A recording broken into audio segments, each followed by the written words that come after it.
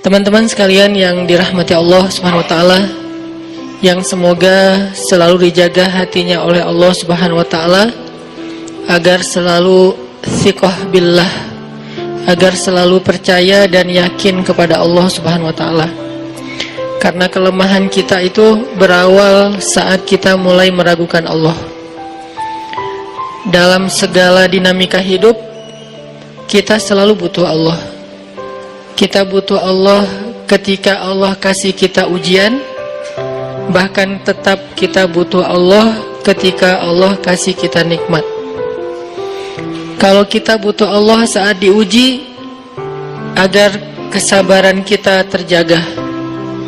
Karena orang yang tidak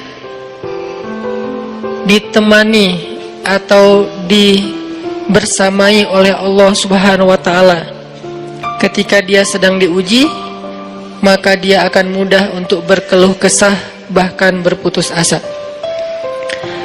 Kebersamaan Allah kepada dia saat dia diuji itu adalah Allah Subhanahu wa taala menghibur hatinya. Allah Subhanahu wa taala menenangkan hatinya. Allah Subhanahu wa taala menghidupkan hatinya dengan nikmat iman. Ala bidzikrillahi tatmainnul qulub. Innamal mu'minun idza dzukirallah wajilat qulubuhum.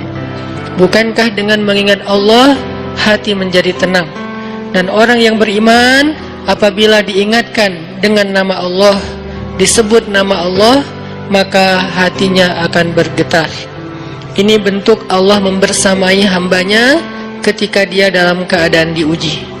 Allah menghiburnya dengan kalimat, alam yajidka yatiman fa'awa wa wajadaka dhallan fahada wa wajadaka ailan fa'aghna. Allah menghiburnya dengan kalimat, inna a'tainakal kautsar.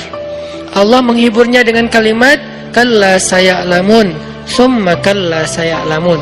Allah menghiburnya dengan kalimat, la tahzan innallaha ma'ana.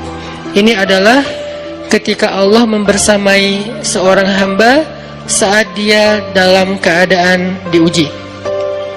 Allah membersamai hamba juga ketika dia dalam keadaan diberi nikmat. Karena tanpa itu, maka seseorang akan jatuh justru kepada dosa-dosa karena dia mendapatkan banyak kenikmatan hidup. Kalau Allah Subhanahu wa taala tidak menjaga dia saat dia diberi nikmat, maka nikmat itu justru menjadi jalan bagi dia untuk terjerumus kepada banyak dosa. Justru nikmat itulah yang menjadi penghalang bagi dia untuk mengingat Allah. Karena dia sibuk menikmati hidupnya, akhirnya dia terhalang dari mengingat Allah tepat waktu. Sibuk menikmati hidupnya, terhalang dari Allah untuk bangun tengah malam. Karena dia tidurnya larut. Kenapa tidur larut? Karena terlalu banyak yang harus dia nikmati sebelum tidur.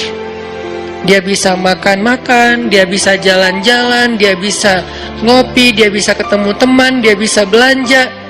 Bahkan dia nunggu midnight sale untuk bisa menghabiskan nikmat yang Allah kasih kepada dia. Sehingga akhirnya tidurnya terlalu larut, lalu dia tidak bisa bangun untuk menghadap Allah, curhat kepada Allah. Hal yang selama ini dia lakukan justru ketika dia diuji oleh Allah.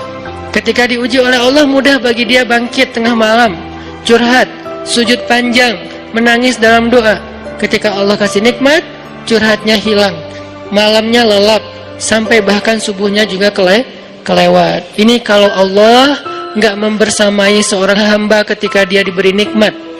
Sehingga orang yang seperti ini, kalau dalam keadaan seperti ini terus-menerus dalam jangka waktu yang lama, nanti dia akan terjebak di dalam istidraj.